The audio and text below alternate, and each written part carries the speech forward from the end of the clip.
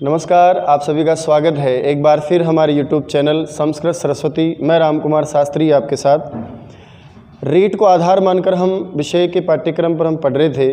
पिछली क्लास में जैसा कि मैंने आपको बताया कि हम वर्ण के बारे में इस क्लास में चर्चा करने वाले हैं।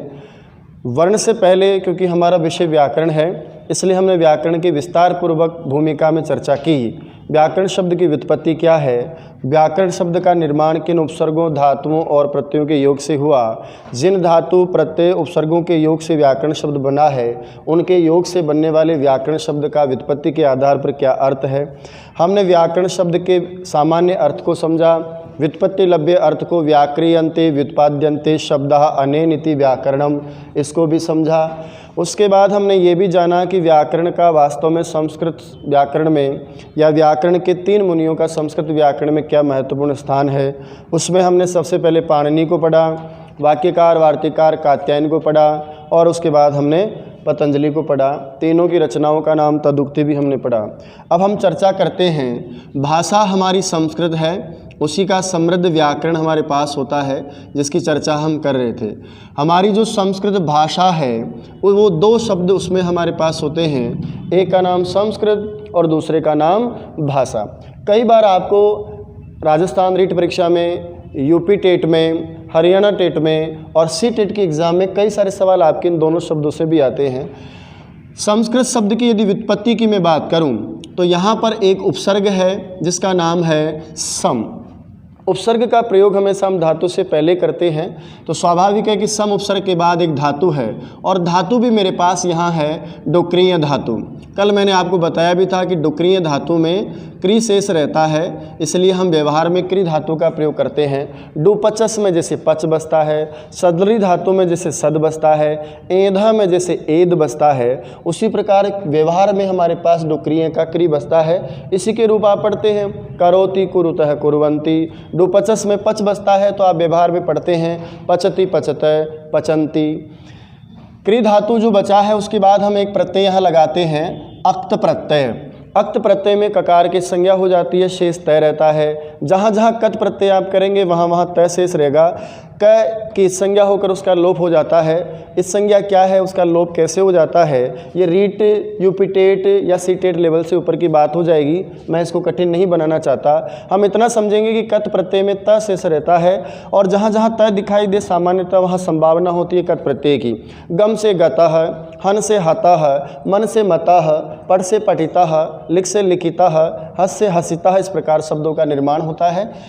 चलिए, आपने उपसर्ग लगाया, सम धातु है क्री, प्रत्यय जोड़ा आपने कत, कत में बचेगा तय और सम उपसर्ग के मैं को हम कर देते हैं अनुस्वार। अनुस्वार संधि के प्रसंग में हम चर्चा करेंगे आपके साथ। जब मैं के बाद में यदि कोई व्यंजन वर्ण आ जाए तो मैं के स्थान पर हो जाता है अनुस्वार। जब आप इसकी वापस व्यवस्था करेंगे, संयोजन करेंगे तो मैं का अनुस्वार हो जाता है। आगे धातु आपके पास क्री है, आगे प्रत्यय का बसता है त। आप सोच रहे होंगे साहब ये तो साकृत बना है, स कहाँ से आ गया। हमारे शास्त्र में कई बार प्रकृति और प्रत्यय के बीच में कुछ बैठ जाते हैं, आगे और पीछे वाले वर्णों के बीच, प्रकृति और प्रत्यय के बीच, उपसर्ग और प्रकृति या धातु के बीच में कुछ बैठ जाते हैं जिनको हम आगम बोलते हैं। आगम मित्र के समान होता है। जैसे एक ही कुर्सी पर 2 व्यक्ति बैठे हों, तीसरा वाला आए कि भाई साहब थोड़ा आप इधर हो जाइए, भाई साहब थोड़ा आप इधर हो जाइए, और बीच में आकर जिससे मित्र के समान मित्र बैठ जाता है। उसी प्रकार शास्त्र में उपसर्ग और धातु के मध्य, प्रत्यय और धातु के मध्य कुछ ऐसी ही चीज़ें आकर बैठ जाती हैं जिनको हम आगम बोलते हैं। यहाँ सुट आगम होता है, सुट में ट चला जाता है, संज्ञा होकर लोप हो जाता है। सु में ऊ चला जाता है, उसका भी लोप हो जाता है। और केवल बताइए सुट में क्या बसता है, स। बीच में स की उपस्थिति से हमारा शब्द पूरा बन जाता है जिसका नाम है संस्कृत। अब आपने देखिए सम जोड़ा, सुट आगम किया, क्री धातु जोड़ी और कत प्रत्यय जोड़ा। तो इस व्युत्पत्ति के आधार पर हम बात कर रहे हैं दोनों शब्दों की व्युत्पत्ति के बारे में। इस व्युत्पत्ति के आधार पर हमसे पूछा जाए कि संस्कृत शब्द से आप क्या समझे। सम का मतलब है सम्य प्रकार से, भली भांति। स्क्री का मतलब हो गया कुछ परिष्कृत करने वाला, कुछ शुद्धिकरण करने वाला, कुछ करने का भाव लिया जाता है। और कत प्रत्यय चूँकि भाव में होता है तो स्वतः ही अर्थ हो जाता है ऐसा करने का भाव। इसलिए हम पढ़ते हैं संस्कृत वो भाषा है जो परिष्कृत करने का कार्य करती है। संस्कृत वो भाषा है जो परिमार्जित या परिमार्जन करने का काम करती है। संस्कृत एक ऐसी भाषा है जो शुद्धिकरण करने का काम करती है। संस्कृत एक ऐसी भाषा है जो परिनिष्ठित करने का काम करती है। इस प्रकार कई सारे शब्द हमारे पास में हैं। ये परिष्कृत, शुद्ध, परिमार्जित, परिनिष्ठित करने वाली भाषा का नाम ही बताइए क्या है? संस्कृत है। जीवन में हमारे जन्म से लेकर, जन्म के पूर्व से लेकर मरण या मरण के बाद तक, मरण के उपरांत भी हम संस्कृत, हमारी संस्कृति संस्कृत का ही व्यवहार अपनाती है। वैदिक ज्ञान बहुत बड़ा है और वैदिक ज्ञान के सारे ज्ञान को हमारी संस्कृति ने धारण किया। ये हमारे जीवन को परिष्कृत करती है, हमारे संस्कार को परिष्कृत करती है, हमें संस्कृत करती है, संस्कारवान बनाती है। ऐसी आपकी भाषा संस्कृत है। तो संस्कृत में आपने पढ़ा कि परिष्कृत करने वाली, परिमार्जित करने वाली, शुद्धिकरण करने वाली, परिनिष्ठित करने वाली, या हम एक शब्द और लिख सकते हैं संस्कारित करने वाली जो भाषा है उस भाषा का नाम ही संस्कृत है। अब आपसे पूछा जाए उपसर्ग का नाम बताइए, आप बता देंगे सम। आपसे कहा जाए धातु का नाम तो डुक्रिय है, और डुक्रिय ना हो तो आप क्रिया व्यवहार में बताएंगे। उसी तरह प्रत्यय का नाम पूछे तो आप कत प्रत्यय का प्रयोग करेंगे। बताइए संस्कृत भी इंग्लिश के समान, हिंदी के समान, उर्दू के समान एक भाषा है। आइए भाषा शब्द की बात करते हैं। भाषा शब्द की व्युत्पत्ति में यदि मैं बात करूं तो हर एक शब्द का निर्माण हमारे यहाँ धातुओं से होता है और वो निर्माण भी उनके जोड़ जोड़ करके होता है, संश्लेषण की क्रिया द्वारा होता है। यहाँ पर भी मेरे पास में एक धातु है जिसका नाम है भाष धातु। भाष धातु का अर्थ भी हम पढ़ेंगे। भाष धातु का अर्थ होता है भाष वक्तायाम वाची। भाष का मतलब होता है वक्ता अर्थ में, और इसी का पर्याय यदि हम लिखें तो वाच शब्द से बनता है सप्तमी में वाची। यानी भाष का मतलब होता है वक्ता के अर्थ में या बोलने के अर्थ में। इसलिए हम कई बार परीक्षा में देखते हैं कि भाष पद का क्या अर्थ है, वहाँ लिखा होता है भाष वक्तायाम वाची। भाष धातु के बाद में यहाँ एक प्रत्यय किया जाता है जिसका नाम होता है अच, और अच में केवल अशेष रहता है। उसके बाद में चूंकि भाषा शब्द स्त्रीलिंग है तो भाष बनने के बाद उसमें स्त्री प्रत्यय, स्त्रीलिंग बनाने के लिए लगाया जाता है। उस प्रत्यय का नाम टाप होता है। टाप में प चला जाता है, ट चला जाता है, केवल आशेष रहता है। प्रक्रिया यदि आप देख रहे हैं, आप समझ रहे हैं, पहले भाष था, अच प्रत्यय का अ जुड़ा तो भाष बना, और भाष के बाद में आ जोड़ा तो आपका भाषा शब्द बन के तैयार हो जाता है। अब आपने बताइए भाष धातु का अर्थ लिया बोलना, कहना, बताना, कथन करना। उसी के संदर्भ में आपने भाव अर्थ में लिया अच प्रत्यय, और स्त्रीत्व विवक्षा में स्त्रीलिंग बनाने के लिए आपने लगा दिया टाप। तो निश्चित रूप से आपका भाषा जो शब्द बना है उसका मतलब होता है बोलने वाली, बोलने का जो माध्यम है जिसके द्वारा हम अपने विचारों का आदान प्रदान करते हैं। मैं अपनी बात का संप्रेषण करता हूँ, अपनी बात का, अपने विचारों का विनिमय करता हूँ, और ऐसे विनिमय करवाने वाली साधिका, साधन के रूप में प्रयुक्त होने वाली चीज़ का नाम ही होता है भाषा। तो व्युत्पत्ति में यदि आपसे प्रश्न करें कि बताइए भाषा की व्युत्पत्ति कैसे हुई है, हम तुरंत कह देंगे धातु का नाम भाष, प्रत्यय का नाम अच, अच में बसता है ए, फिर लगा है स्त्रीलिंग बनाने के लिए टाप, और टाप में बचेगा आ। इस तरह भाषा का निर्माण होता है, भाषा शब्द का निर्माण होता है। आइए भाषा शब्द की व्युत्पत्ति के बाद हम भाषा शब्द के अर्थ की बात करते हैं। ये तो आपका व्युत्पत्ति वाला अर्थ हुआ कि भाषा का मतलब कहना होता है, इसलिए भाषा का वास्तव में अर्थ होता है कथन करना, कहना। ये तो आपका नॉर्मली जो हम व्युत्पत्ति पढ़ते हैं उसका अर्थ है। कहना या कथन करना भाषा शब्द का अर्थ होता है।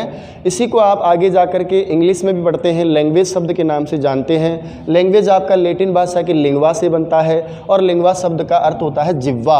और बताइए जीभ भी किसका काम करती है? कथन का। मैं इसका विस्तार इसलिए यहाँ नहीं करना चाहता क्योंकि शिक्षण विधि में जब हम पढ़ेंगे वहाँ भाषा शिक्षण की विधियाँ, तो भाषा शब्द को भी पढ़ेंगे, दोबारा हम बढ़िया से शिक्षण क्या है उसको भी पढ़ेंगे, और विधि क्या है उसको भी पढ़ेंगे। तो ये सारी चर्चा अपन बाद में करेंगे। लैटिन में क्या कहते हैं, इंग्लिश में क्या कहते हैं, इसका अर्थ भाषा का यही क्यों लिया गया, कथन करना ही क्यों लिया गया। अभी हम अपना संस्कृत भाषा में व्याकरण को हम पढ़ रहे हैं, इसलिए मैं इसका अर्थ विस्तार ज़्यादा नहीं करना चाहता। अर्थ की बात करें तो कहते हैं कि साहब हम अपनी बात को पहुंचाने के लिए कई सारे माध्यमों का प्रयोग करते हैं। इशारा भी करते हैं, चलिए चलिए, और इशारा करते हैं, आइए आइए। कई बार गर्दन हिलाकर हम स्वीकृति देते हैं, कई बार गर्दन हिला के हम जो है मन निषेध करते हैं, मना करते हैं। तो हमारे पास में कई सारे शाब्दिक और अशाब्दिक माध्यम होते हैं जिसके द्वारा हम अपनी बात का संप्रेषण करते हैं। और संप्रेषण करने के लिए चूंकि शाब्दिक संप्रेषण भी है और अशाब्दिक संप्रेषण भी है, कई बार संकेतों से बात पहुंचा दी, अशाब्दिक संप्रेषण हो गया। कभी मैं बोलना चाहता हूं, संकेत के माध्यम से आवाज़ बजाई, ढोल बजाया, कुछ कहा, ऐसे कई प्रकार के शाब्दिक माध्यम भी हैं, उनके द्वारा भी संप्रेषण कर रहा हूं। पर कई बार होता है कि कई प्रकार के माध्यमों से संप्रेषण करने के कारण कई बार अर्थ का अनर्थ ग्रहण कर लिया जाता है, अर्थ का अनर्थ हो जाता है। इसलिए हम क्या करते हैं, परिभाषा स्वरूप हम पढ़ेंगे कि भाषा विचारों के आदान प्रदान का, यानी हम अपने विचारों का आदान प्रदान करना चाहते हैं तो भाषा विचारों के आदान प्रदान का, और आदान प्रदान को आप सामान्य एक उच्च स्तर के हिंदी शब्द से परिभाषित कर सकते हैं, विचारों के विनिमय का। तो विचारों के आदान प्रदान का एक ध्वन्यात्मक प्रतीकों या संकेतों का, इसका जैसा भी आप कहना चाहो, प्रतीकों का, या जिसको आप दूसरी भाषा में संकेत भी कह देते हो, संकेतों का सर्वोत्तम सर्वश्रेष्ठ माध्यम है, सर्वोत्तम या सर्वश्रेष्ठ माध्यम है। इसमें कुछ चीज़ें मैं आपके नोटिस में लाना चाहता हूँ। सबसे पहली बात तो भाषा काम आती है विचारों के आदान प्रदान में, यानी मैं अपनी बात को पहुँचाने के लिए, संप्रेषण करने के लिए भाषा को चुनता हूँ, नंबर एक बात। दूसरी बात, ये विचारों के आदान प्रदान का सबसे बढ़िया माध्यम है, इसकी दूसरी विशेषता है, कारण है कि मैं जब आपको कुछ बोल के बताऊँगा तो निश्चित रूप से आप वही अर्थ ग्रहण करोगे जो मैं आपके सामने रखता हूँ। और माध्यमों से कई बार संप्रेषण में गलत हो जाता है, मैं कुछ कहना चाहता हूँ, समझ कुछ आप जाते हैं, लेकिन जब भाषा में बोलकर बताया जाता है तो निश्चित रूप से वही अर्थ ग्रहण किया जाता है जो आपको मैं समझाना चाहता हूँ। इसलिए मैंने बोला कि सबसे बढ़िया माध्यम है। तो नंबर एक विचारों के आदान प्रदान का माध्यम है, नंबर दो ये विचारों के आदान प्रदान का माध्यम है, और नंबर तीन ये सबसे बढ़िया माध्यम है, सर्वोत्तम माध्यम है, और नंबर तीन मैंने एक शब्द और जोड़ा है इसमें, ध्वन्यात्मक प्रतीकों का माध्यम है, यानी इसमें ध्वनि होती है, भाषा ध्वनि के व्यवहार से चलती है, और ध्वनि को बताने के लिए कई सारे प्रतीकों की सहायता ली जाती है। मैं क, ये क एक ध्वनि है मैंने जो बोला, और वो जो क लिखा जाता है या जो क बोला जाता है वो इस प्रकार का, वो सामान्य आपका एक प्रतीक है। तो भाषा सबसे बढ़िया माध्यम है, इसके द्वारा विचारों का आदान प्रदान किया जाता है, और ये ध्वन्यात्मक व्यवस्थित क्रम में होती है, और इसमें कई सारे संकेत भी होते हैं जिसको आप पढ़ेंगे, क ख ग घ आई, जो हम लिखते हैं लिपि के माध्यम से प्रकट करते हैं, वो सारी चीज़ें हमारे प्रतीक कहलाते हैं। अर्थ हो गया। मैं अपनी बात को पहुंचाने के लिए, संप्रेषण के लिए जिस माध्यम का प्रयोग करता हूं उसी का नाम भाषा होता है। विचारों के आदान प्रदान का साधन है, सबसे बढ़िया साधन है, और ध्वन्यात्मक प्रतीकों का समूह है। इस बात को हम और आगे बढ़ाएंगे कि भाषा सीखना होता है सरल से कठिन ओर या कठिन से सरल की ओर। जब आप शिक्षण की बात करते हो तो आप हमेशा शिक्षण सूत्र पढ़ते हो, शिक्षण होना चाहिए साहब पहले सरल सरल पढ़ाओ उसके बाद कठिन पढ़ाओ। लेकिन हम यहाँ एक विशेष चीज़ पढ़ेंगे कि सीखने का जो क्रम होता है वास्तव में व्यवहार में, जीवन में, वो सरल से कठिन नहीं होता, वो वास्तव में कठिन से सरल होता है। हम प्रारंभ में कोई भी कार्य सीखते हैं तो निश्चित रूप से उसमें कई सारी समस्याएं आती हैं। जब मैं साइकिल चलाना सीखा तो पहली बार चलाते में गिर गया, कहीं मुझे कई प्रकार की चोटें आईं। 2 दिन बाद, 3 दिन बाद थोड़ा कम गिरा, 4 दिन बाद, 5 दिन बाद, 6 दिन बाद मैं साइकिल चलाना सीख गया। मैं साइकिल चला रहा हूँ बिना किसी के ध्यान के अवधान के। एक दिन ऐसा भी आता है जब मैं हाथ छोड़ के भी साइकिल चलाता हूँ। पहले साइकिल चलाना कठिन था, लेकिन जैसे जैसे मैं साइकिल चलाने का बार बार अभ्यास किया, मैंने अनुकरण किया, प्रयत्न किया, मेरी जिज्ञासा रही इन 4 चीज़ों से। सबसे पहले अनुकरण, सबसे पहले जिज्ञासा, उसके बाद उसका अनुकरण, उसके बाद उसका बार बार अभ्यास। इन सब चीज़ों से किसी भी चीज़ को हम कठिन से सरल बना लेते हैं। इस सारी चर्चा हम आगे करेंगे, भाषा कैसे सीखी जाती है, कठिन से सरल कैसे होता है। अभी मैं यहाँ विस्तार नहीं करूँगा क्योंकि वो शिक्षण विधि का पार्ट है। तो चलिए, संस्कृत आपने सीखा, परिष्कृत करने की भाषा है, वो कैसे बना वो मैंने लिखा है। भाषा कैसे बना वो भी मैंने आपको बताया है, और भाषा का वास्तव में अर्थ क्या है, कैसे इसका मूल व्युत्पत्ति वाला अर्थ लिया जाता है और कैसे इसका अर्थ लिया जाता है। मैं ये सब इसलिए चर्चा कर रहा हूँ क्योंकि उसी भाषा की सबसे छोटी इकाई का नाम वर्ण होता है, और मैं वर्ण को पढ़ाने के लिए ही आपको भाषा के बारे में बता रहा था।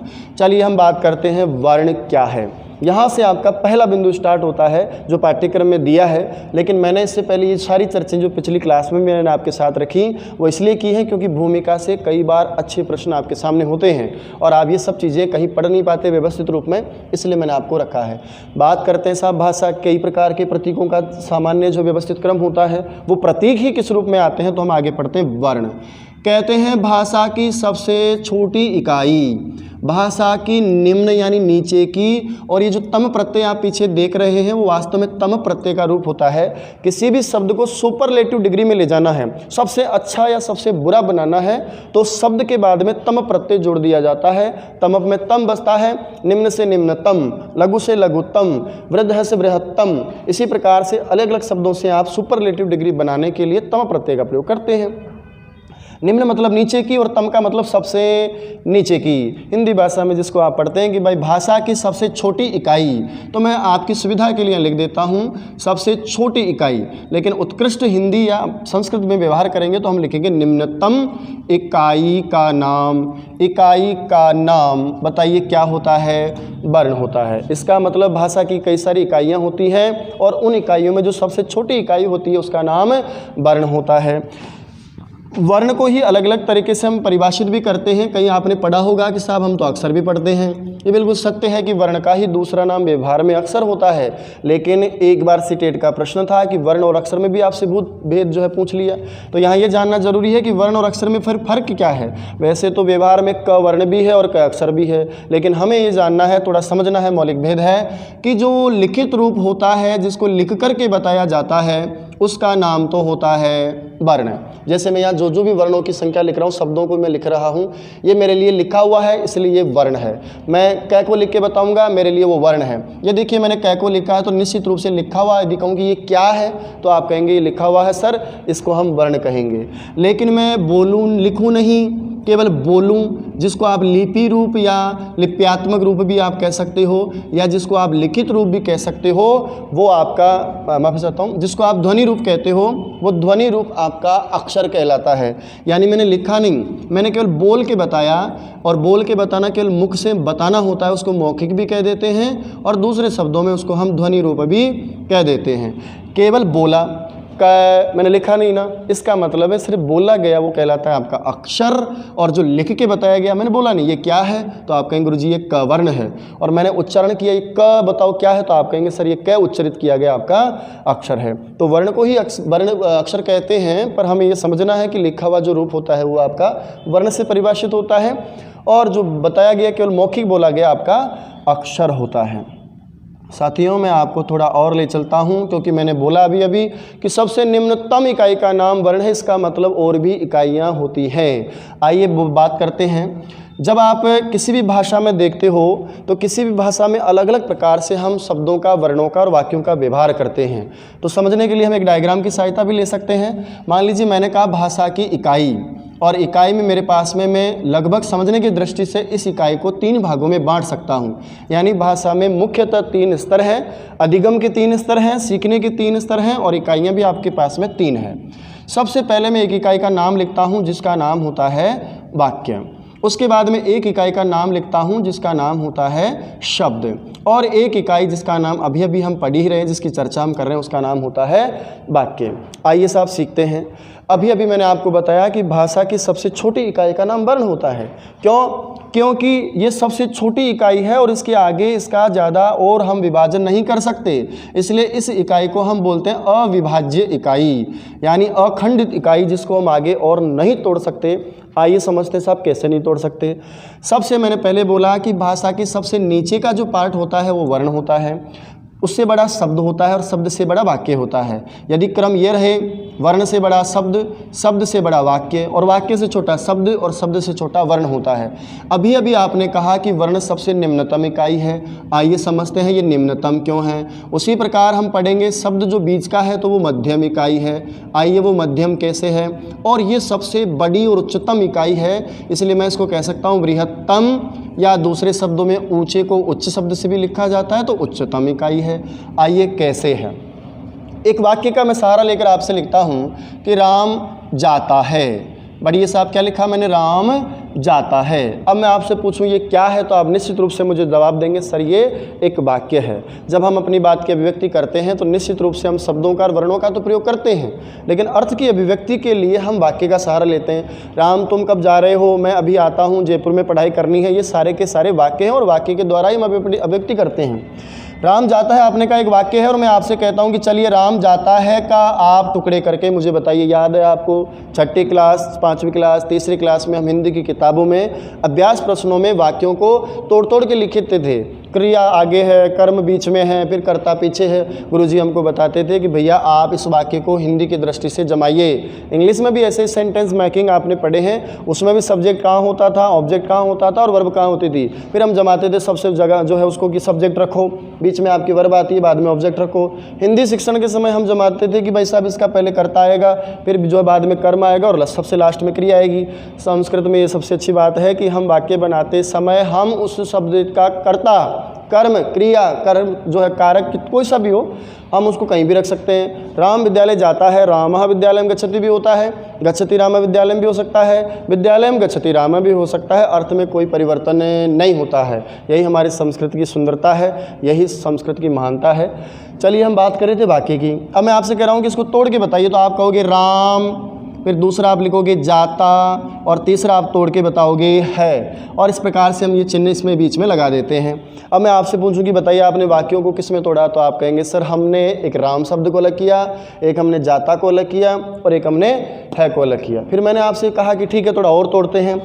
आगे जब मैं इसको तोड़ने के लिए प्रयास किया तो आपने कहा एक र है, र में सर आ है, फिर मैं है, फिर मैं में भी अ है, उसके बाद एक ज है, ज में आ है, उसके बाद त है, त में आ है, उसी तरह से है और उसमें एक स्वर मिला हुआ जिसका नाम आई है। आपने तोड़ दिया, निश्चित रूप से आपने तोड़ा, और ये सब सार्थक हैं, दिख रहे हैं। ये र है, ये आ है, ये म है, ये अ है, ये ज है, ये आ है, ये त है, ये आ है और आई है।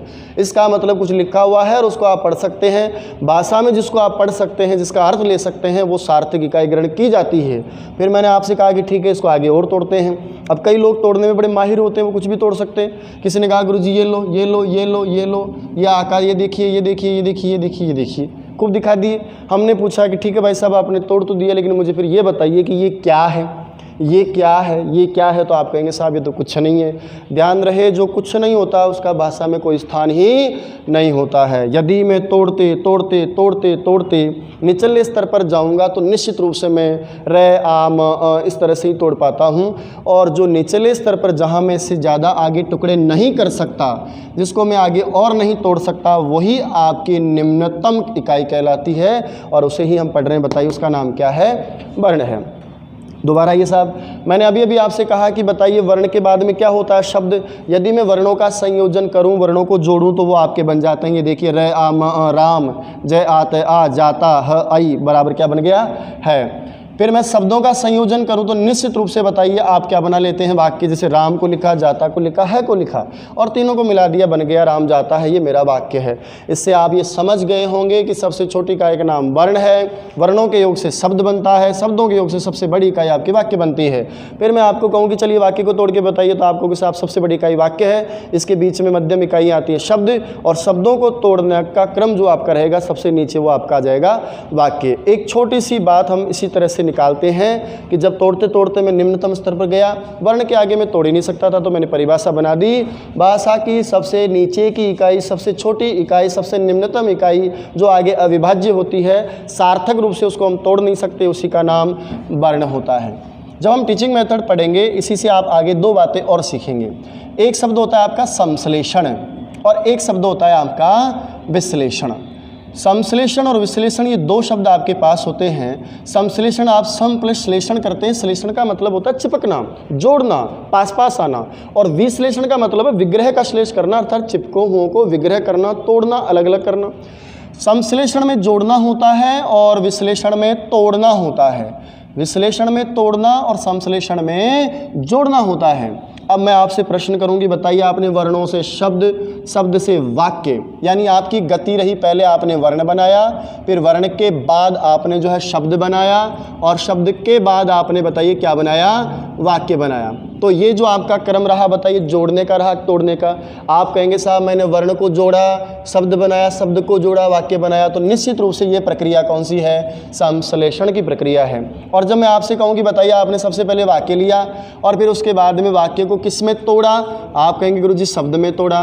शब्द को किस में तोड़ा, तो आप कहेंगे हमने वर्ण में तोड़ा। बताइए विश्लेषण में जोड़ने की प्रक्रिया है कि तोड़ने में, तो आप कहेंगे साहब तोड़ने में। तो ध्यान रहे, वर्ण से वाक्य की ओर जाना संश्लेषण है और वाक्य से वर्ण की ओर जाना विश्लेषण है। ये भाषा में शिक्षण विधि में विस्तार से चर्चा करेंगे। संश्लेषण और विश्लेषण के द्वारा हम सीखते हैं। जब हम परंपरागत शिक्षण करते हैं, आप और हम जो 10वीं क्लास, तीसरी क्लास, 5वीं क्लास जब हम पढ़ा करते थे और सामान्य पहली क्लास में हमने वर्णमाला सीखी, तो सबसे पहले गुरुजी हमको वर्ण सिखाते थे, क ख ग क म ल ह स, ऐसे। उसके बाद में फिर वर्णों का संयोजन करके शब्द बनाते थे। कहते थे कमल नल पर चल, डर मत हंस, अब घर चल, नल पर मत चल। ऐसे वाक्य आपको जोड़ना सिखाते थे और शब्द बना लेते थे। उसी से फिर जो अभी मैंने आपको बोला वाक्य निर्माण करते थे। जैसे मैंने पहले सीखा न, फिर सीखा आ, फिर सीखा न, ई, ऐसे सीखे, ये मेरा वर्ण सीखना है। फिर मैंने इनको मिला दिया, न आ, न ई, नानी, आ ई आई, ल ई च ई लीची, ला ई लाई, ऐसे मैंने शब्द बनाए। और फिर मैंने इन्हीं सीधे सीधे शब्दों का संयोजन करके वाक्य बनाए प्यारे प्यारे। नानी आई, लीची लाई, मीठी मीठी लीची आई, राजा आजा, बाजार जा, बाजा ला, बाजा बजा, ऐसे कई सारे शब्दों के द्वारा हम सरल सरल वाक्यों से सीखते आए हैं। ये क्रम बताइए मेरा वर्ण से वाक्य की ओर था, मैं संश्लेषण विधि से पढ़कर आया हूँ। आजकल एक नया ट्रेंड चलता है कि आप पहली क्लास में बच्चे को डालते हैं, बच्चा घर आकर के आपको छोटी छोटी कविताएं सुनाता है। मछली जल की रानी थी, उसका जीवन पानी था। इंग्लिश में भी वो जो सामान्य कई सारे ट्विंकल ट्विंकल लिटिल स्टार, बच्चे को पता ही नहीं है TWI क्या होता है, बच्चे को ये भी नहीं पता माछा ल ई क्या होता है, लेकिन वो आपको कविता सामने सुनाता है। क्योंकि बच्चे को आजकल हम संश्लेषण तो देते हैं, उसके साथ विश्लेषण भी देते हैं। यानी वो पहले वाक्य सीखता है, फिर टीचर उसको बताते हैं कि बेटा वाक्य में ये शब्द हैं, और शब्द में फिर आगे जाकर वर्णों का अभ्यास करवाया जाता है। पढ़ते समय कक्षा शिक्षण में सीखने के लिए हम आगे पठन और लेखन में विस्तार से इसकी चर्चा करेंगे। कहीं कहीं विश्लेषण भी होता है, कहीं कहीं संश्लेषण भी होता है। चलिए, हम चर्चा कर रहे थे संस्कृत शब्द की। इसकी व्युत्पत्ति आप समझ गए। सम उपसर्ग सुट का आगम हुआ, क्रिया धातु कत प्रत्यय संस्कृत बना। परिष्कृत, परिमार्जित, शुद्धिकरण, परिनिश्चित और संस्कृत करने वाली भाषा का नाम संस्कृत है। इसी में मैंने आपको बताया कि भाषा क्या है। भाष धातु से अच प्रत्यय करने और टा प्रत्यय स्त्रीलिंग में किया तो भाषा बना। इसका अर्थ क्या है? भाष धातु का मतलब वक्तायाम वाची है, इसलिए इससे अर्थ निकल के आता कहना, कथन करना, बताना, बोलना भाषा है। अर्थ लिया हमने कि विचारों के आदान प्रदान के कई सारे माध्यम हैं, लेकिन सबसे बढ़िया माध्यम ध्वन्यात्मक माध्यम, प्रतीकों की सहायता से काम में लिया जाने वाला माध्यम जो सबसे बढ़िया होता है, हमारी बात को सार्थक रूप से सामने वाले के पास रखता है, उसका नाम भाषा होता है। उसी भाषा की सबसे छोटी इकाई का नाम वर्ण है। छोटी इसलिए है क्योंकि हम इसका आगे विभाजन नहीं कर सकते, नहीं तोड़ सकते, और तोड़ेंगे तो फिर वो सार्थक नहीं टूटेगा, वो निरर्थक, और निरर्थक को हम भाषा में स्थान नहीं देते। चलिए, हमने पढ़ा भाषा की सबसे छोटी इकाई नाम वर्ण, उसी का नाम मैंने अक्षर बताया और दोनों में भेद भी बताया कि वैसे हम व्यवहार में दोनों एक ही हैं। कहीं तो वर्ण है और कहीं अक्षर है। फर्क इतना सा है कि लिख के बताया तो वर्ण, बोल के बताया तो आपका अक्षर होता है। अब जब सबसे नीचे की इकाई है तो मैंने आपको बताया कि एक इकाई नीचे की है तो एक मध्यम इकाई शब्द है, सबसे बड़ी इकाई वाक्य है। इसको भी मैंने आपको अच्छे से समझाया। राम जाता है वाक्य है, तोड़ा तो राम जाता है, टूटा आम है, वर्णों में आगे टूट गया। वर्ण से वाक्य की ओर जाना संश्लेषण है, वर्ण से वाक्य से वर्ण की ओर आना जो है आपका विश्लेषण है। ये वर्ण आगे जाकर के दो भागों में बढ़ जाता है। कुछ ऐसे वर्ण होते हैं जिनका उच्चारण स्वतः सिद्ध होता है, जिनका उच्चारण करने के लिए आपको किसी की ज़रूरत नहीं पड़ती, अ, आ, ई। कुछ वर्ण ऐसे होते हैं जो पराश्रित होते हैं, यानी वो अपने आप से उच्चारित नहीं होते, उनको उच्चारण करने के लिए दूसरे की आवश्यकता पड़ती है। क का उच्चारण हम नहीं कर सकते जब तक उसमें आई नहीं मिला सकते। तो आगे जाकर अपने आप में एक राजा और प्रजा के समान, जो एक अपने आप में स्वतंत्र होता है राजा के समान, एक अपने आप में अधीन होता है, पराधीन होता है, व्यंजन के समान या प्रजा के समान। तो आगे जाकर हम वर्णों को दो भागों में बांटेंगे। स्वर क्या होता है, स्वर के भेद कैसे होते हैं, मात्रा के आधार पर कितने भेद हैं, या उच्चारण के आधार पर उदात्त, अनुदात्त, सरित ऐसे कैसे भेद हैं, वो मूल स्वर कितने हैं, ह्रस्व स्वर कितने हैं, दीर्घ कितने हैं, प्लुत कितने हैं। परीक्षा में पूछे अलग अलग प्रकार से तो उसके उत्तर हमें क्या देने हैं। व्यंजन क्या होता है, स्वर को कैसे जोड़ के आता है, उस व्यंजन को समझने की दृष्टि से हम कितने भागों में बांट सकते हैं। स्पर्श क्या है, अंतस्थ क्या है, उष्म क्या है, संयुक्त क्या है, जीवामूल्य क्या है, उपदमानीय क्या है, और कई सारे अयोगवाह आदि हम पढ़ते हैं। इन सभी की चर्चा हम करेंगे नेक्स्ट क्लास में। मैं समझता हूँ ये वीडियो आपके लिए बहुत ही लाभदायक होगी, और जितना मैंने विषय वस्तु आपके सामने रखा है उसको आप बढ़िया समझे भी होंगे। इसी को मद्देनज़र रख के मैंने ये बनाया है। इससे भी अगला वीडियो जो आपका आएगा वो वर्ण के बारे में, इससे भी और अच्छा उसको मैं रखने का प्रयास करूँगा। आप लोगों ने इस वीडियो को देखा उसके लिए धन्यवाद। मैं चाहता हूं कि आप इस चैनल को मेरे को सब्सक्राइब करें, इसको लाइक करें, इसको शेयर करें, और इससे मैं और अच्छे वीडियो आपके सामने रख सकूं, संस्कृत की सेवा में कर सकूं, आपके सामने सरल रूप में संस्कृत में रख सकूं, आपको संस्कृत के प्रति जो भय है उसको मैं ख़त्म कर सकूं। मैं समझता हूं इस कड़ी में मेरा ये दूसरा वीडियो है, तो ये आपके सामने आया है और दोनों वीडियो आपके समझ में आए होंगे। नेक्स्ट क्लास में बात करेंगे वर्ण की। जय तु संस्कृतम, जय तु भारत।